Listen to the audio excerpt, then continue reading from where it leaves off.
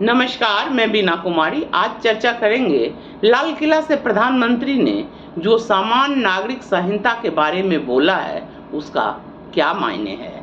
स्वतंत्रता दिवस के अवसर पर लाल किले के प्राचीर से प्रधानमंत्री ने वैसे तो कई मुद्दे को उठाया, कई बातें कही जिन पर मीडिया में चर्चा हो रही है। वैकल्पिक मीडिया प्रधानमंत्री के भाषण का पोस्टमार्टम कर रहा है तो मेन स्ट्रीम मीडिया मोदी के भाषण को विपक्ष पर प्रहार बता रहा है, मोदी का महिमा मंडन कर रहा है। लेकिन एक मुद्दा जो उनकी सरकार को अस्थिर कर सकता है वह है यूसीसी, मतलब यूनिफॉर्म सिविल कोड। सामान्य नागरिक संहिता यूसीसी जैसे राजनीतिक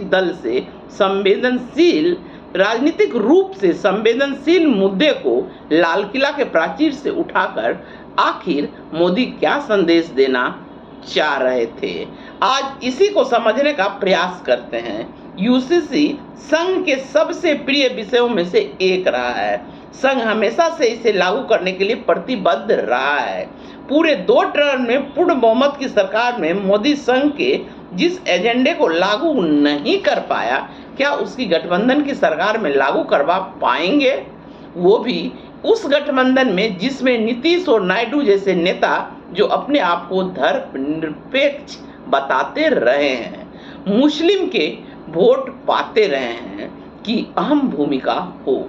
एक प्रखर वक्ता प्रधानमंत्री क्या यूं ही बोल गए या एक योजना के तहत यूसीसी पर लाल किला से बोला, यह एक गहन विवेचना का विषय है। शायद प्रधानमंत्री को यह लगने लगा हो कि नीतीश और नायडू का साथ ज्यादा दिनों तक नहीं रह पाएगा, इसीलिए आरएसएस के हार्डकोर मुद्दा की तरफ देश को झोंका जाए ताकि देश में हिंदुओं का ध्रुवीकरण हो।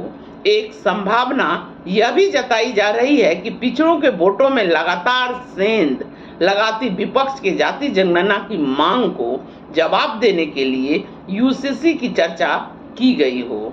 मुसलमानों से नफरत की आग को भड़काना भी एक उद्देश्य हो सकता है। मोदी को भली भांति मालूम है कि गठबंधन की सरकार में वक्फ बोर्ड संशोधन अधिनियम 2024 को जेपीसी में भेजना, SC/ST आरक्षण में क्रीमी लेयर के फैसले को पलटने की क्या मजबूरी रही है। 2017 में ही नीतीश ने लॉ कमीशन के सवालों के जवाब में कहा था कि लॉ कमीशन का सवाल उस तरह से तैयार किया गया है कि जवाब देने वाला सवाल पूछने वाला की भाषा बोले। यूसीसी जैसे मुद्दों पर सर्वसम्मति से पैरोकार नीतीश, चिराग और नायडू मोदी का साथ देंगे, उसकी संभावना दूर दूर तक नजर नहीं आ रही है। तो किस बहुमत के बल पर मोदी यूसीसी को संसद में पास करवा पाएंगे?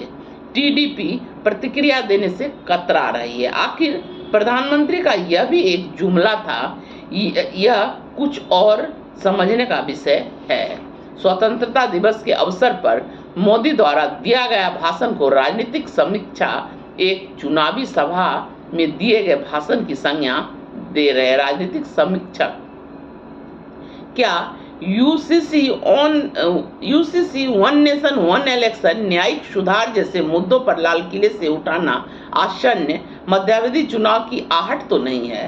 राजनीतिक हलकों में यह भी चर्चा है कि टीडीपी और जेडीयू का हाल भी शिवसेना और एनसीपी जैसा हो सकता है।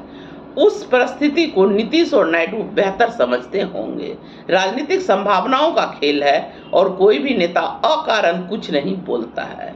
होगा क्या यह तो आने वाला समय बताएगा, पर गठबंधन की सरकार में यूसीसी असंभव लगता है।